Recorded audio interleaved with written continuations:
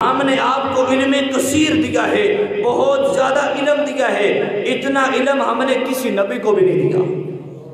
آدم سے لے کر عیسیٰ تک علیہ السلام تک تمام انبیاء کو اللہ نے علم دیا ہے۔ تمام انبیاء کو علم اتنا دیا ہوتا ہے کہ اس علاقے کے اندر، اس دور کے اندر کسی کو اللہ پاک اتنا علم نہیں دیتے جتنا نبی کو اللہ علم دیتے ہیں۔ تو سب سے زیادہ اس دور کے اندر اس نبی کو علم ہوتا ہے جو وقت کا نبی ہوتا ہے۔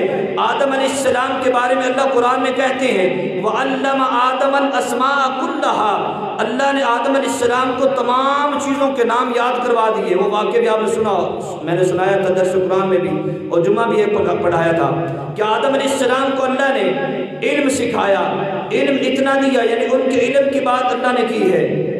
اور اللہ نے اپنے محبوب کے بارے میں کیا کہا ہے وَعَلَّمَكَ مَا لَمْ تَكُنْ تَعْلَمُ، اللہ نے اتنا علم دیا کہ کسی کو نہیں دیا۔ اللہ نے، اے میرے محبوب، ہم نے آپ کو اتنا علم دیا ہے کہ کسی کو اتنا علم نہیں دیا۔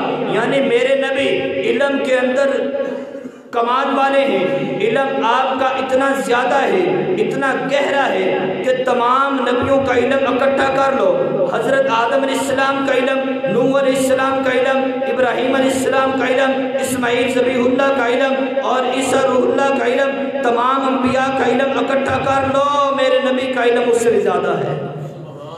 بلکہ علماء فرماتے ہیں نوح کی انابت میرے نبی کو اللہ نے دے دی، ابراہیم علیہ السلام کی سخاوت میرے نبی کو دے دی، اور حضرت یوسف کا حسن میرے نبی کے اندر، حضرت موسیٰ علیہ السلام کے کمالات میرے نبی کے اندر، حضرت عیسیٰ علیہ السلام کے معجزات میرے نبی کے اندر۔